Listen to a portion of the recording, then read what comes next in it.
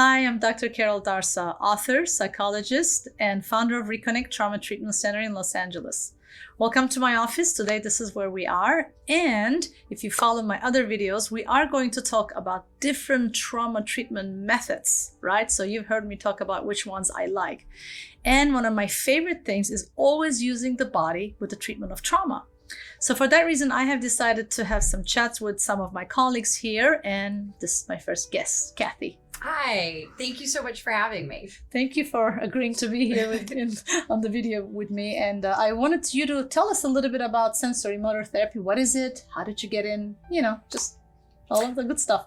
Well, when I was in graduate school and I was getting my master's in psychology, one of the trauma specialization had just started at Antioch, and one of the professors took me to this training, and they were talking about how when your body goes into fight, flight, or freeze, the prefrontal cortex shuts down. And so maybe some people were having problems with, in my case, it was, I didn't understand why when I was having special time with my son, why I was feeling these feelings in my body of being overwhelmed, of being like trapped.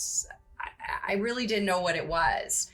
And so I ended up going to a workshop and did level 1 of Pat Ogden Sensorimotor Psychotherapy. And what she talked about was how the body will shut down and will go into one of these modalities, either fight, flight, or freeze. Mm-hmm. And some of these things could happen pre-verbally.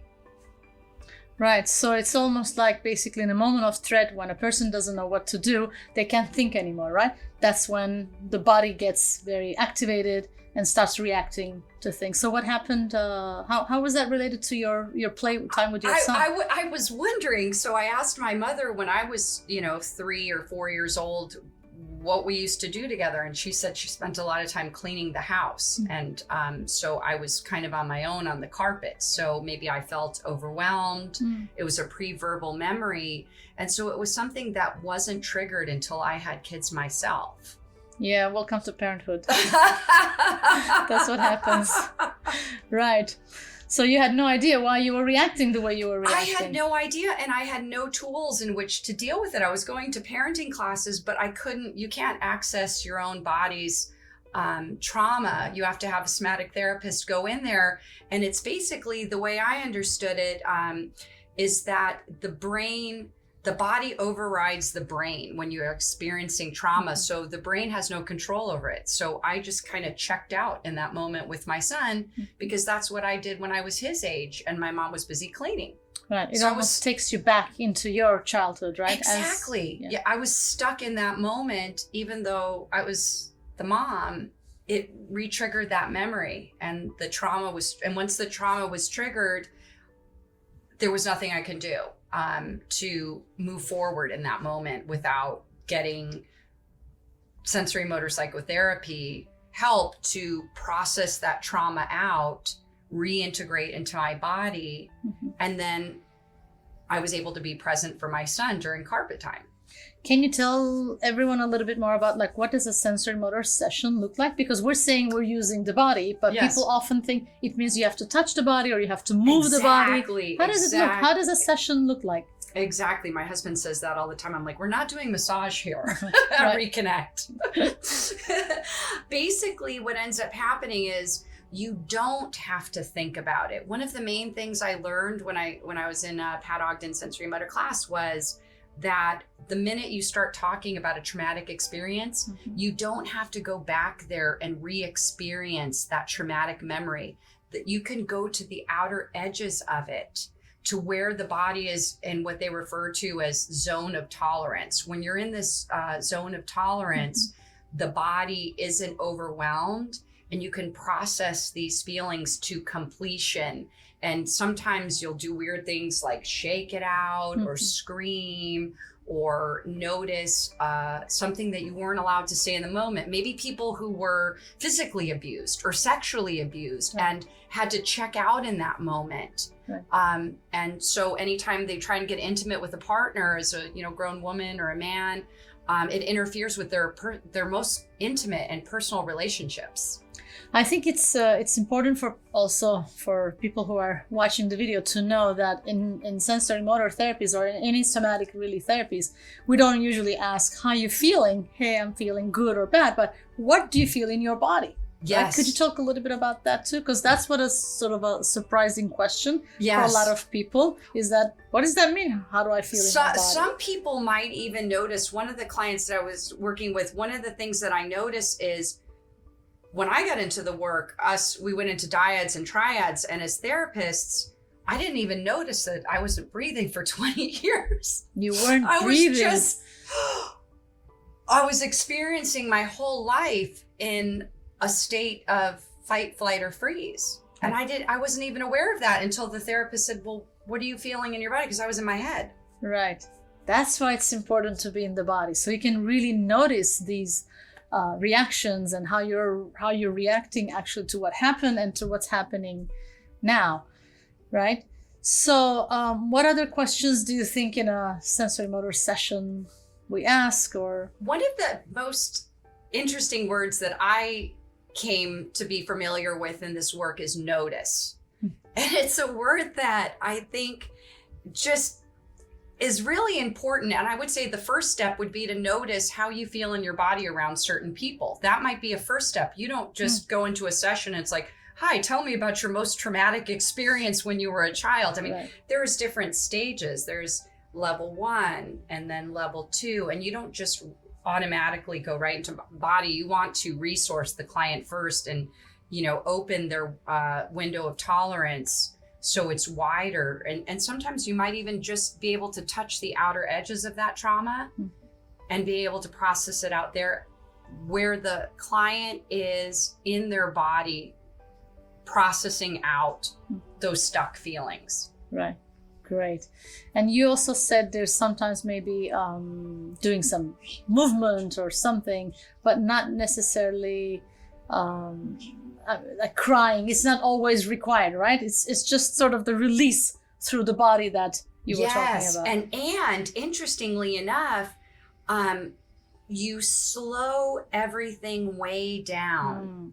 One of the reasons why I mean, and all your work is amazing. And one of the things I loved most about your Ritter model was having the client move very slowly and reprocessing, because you always feel when you've experienced trauma that you're rushed. Maybe even in life, you're rushing to the grocery store, rushing to pick up the kids, rushing to go home and make dinner, and you're not present in your body. Right. And so when you slow the client down so they're able to be in their body and process, wow, I have time. You're kind of like stretching time. Yeah. Yeah, I like that. Thank you for this reminder. I think it's so important for people to really know that, because we are really used to just doing things fast. And in therapy, people expect fast and immediate results. But I think with somatic body-oriented work, it's important for people to know that slow is better. It's not about crying and losing yourself and coming up with amazing insights, but it's just sort of processing slowly and really learning tools and techniques to be able to tolerate the sensations that you feel in your body. Absolutely. And that's one of the misconceptions is like, why am I wasting my money doing this resourcing or feeling into good feelings? Well, you want something to replace. You want to be able to be grounded like a root, like a tree. And so that's where we spend most of our time, is resourcing and grounding. So when we get to the actual trauma, it's like a tree with strong roots, and and then you could process it out without being overwhelmed, because otherwise you're just re-traumatizing the client.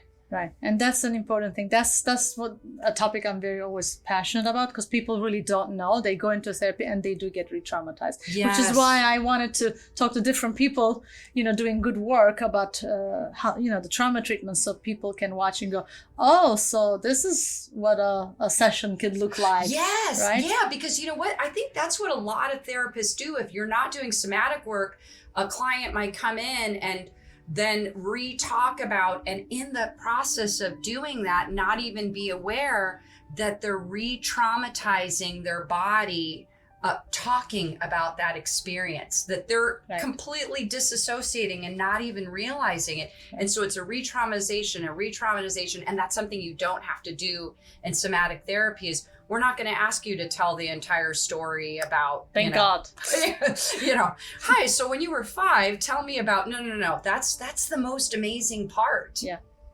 Is that it's healing, not re-traumatizing. And the only way to do it is to go through the body, because the body overrides the brain.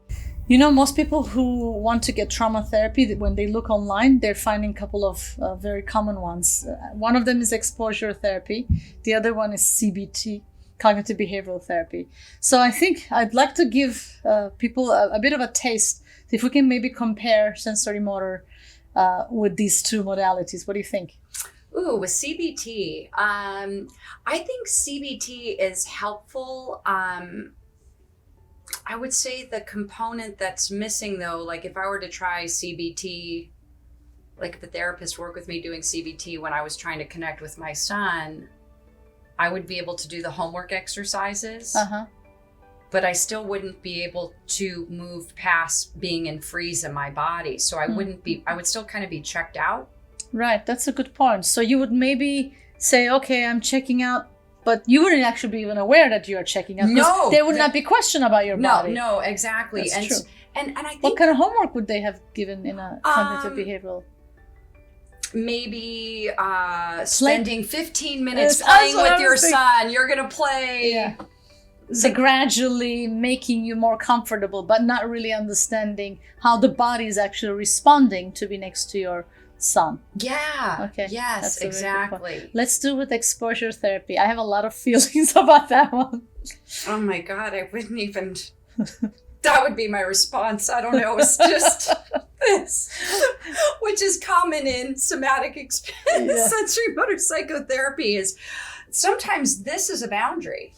Mm-hmm. And sensing into the body to say, wow, that would be and sensorimotor too much too soon, and then you expose me to the original trauma. Yeah, because exposure therapy, for some things I know it works, but for traumatic memories, when they tell you, you have to just face what happened to you, and without really, well preparing the client or the person, and all of a sudden you have this person just remembering everything all at once and never really checking to see, is the body ready? Because you might supposedly be ready in your mind, but not in your body. And it would just be, I can't even imagine. Maybe for driving on the freeway, if you have agoraphobia, correct, that would be good. Right. Or getting on a plane, maybe. But even then, I would want to do some kind of somatic grounding and resourcing, and maybe working with what traumatized the client to go on a plane in the first place. Right.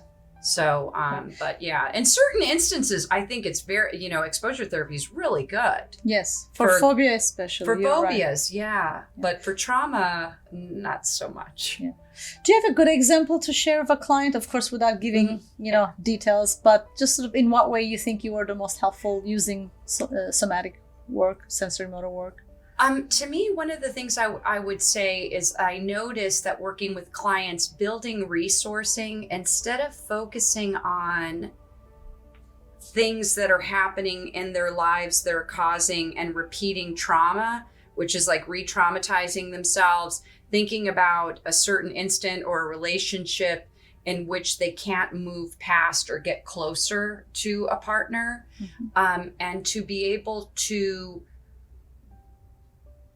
reconnect them with their body so they could be present first with themselves, then they'll be able to be present with their partner. And so I think in a lot of instances with my clients here at Reconnect, regardless if it's a parent-child relationship or a relationship with a spouse or a relationship in the workplace, if they've experienced some kind of trauma, connecting them and processing through their own trauma will help them be present and in the present. Yes. So they aren't traumatized anymore. Right.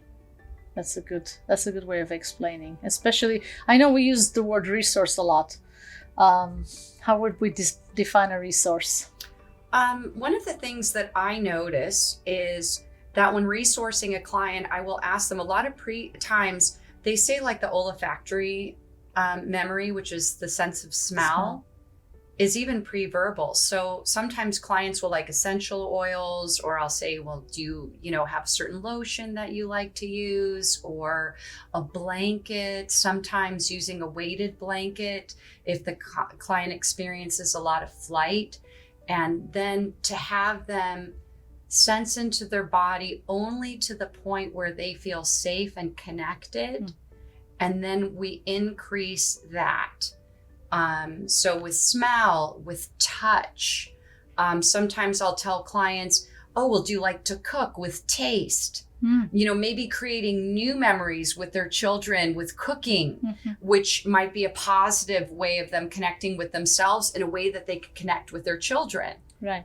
So I would say that's a way of resourcing, because if it feels good to the client, then what I'll say to them is when they get home, oh, well, notice what you feel like in your body when you're cooking. Right. So it's not just like, you enjoy cooking or you enjoy the smell, but what happens in the body is the main question that we help clients with, so that they can feel their bodies more and more. Yeah. And then they're more present. Right. Yes, being present. I know there's a lot of talk about being present from a different angle, like Eckhart Tolle talks about it, but I don't know that they necessarily talk about the body. And I think that's our main message here, to help people to feel their body, to be present to their body, and to heal through the body. Yeah, and even just to notice some, like I said, I held my breath for 20 years and I didn't even notice it until I got until I did this work. Yeah. Well, so sometimes you might not even notice. Right. Sometimes that's why yoga or other type of more mindful oriented exercise is not just like running, right? But can be very helpful, that people become slower, more aware, and really noticing their breath and their bodies. Yes. Yeah, absolutely. Absolutely. So resourcing is the first one. So I would say that is the most important. And then once we resource them into themselves, like I said, going back to my own experience with my son, I couldn't have done it. So it made you a better parent. Yeah, and then it's a multi-generational. Now, when my son grows up, if he has kids, he'll be able to, it's like a multi-generational imprinting. So you're basically re-imprinting, reprogramming the body into a new experience. Right. Thank you again. This is great. That was very helpful. Thank you for having me. I can't emphasize enough the importance of using the body for trauma healing. And that's the reason why at Reconnect, we use a lot of body-oriented therapies, as we just heard one of our staff talking about sensorimotor therapy. Thank you for watching, and always remember, trauma equals disconnect, healing equals reconnect. Stay connected.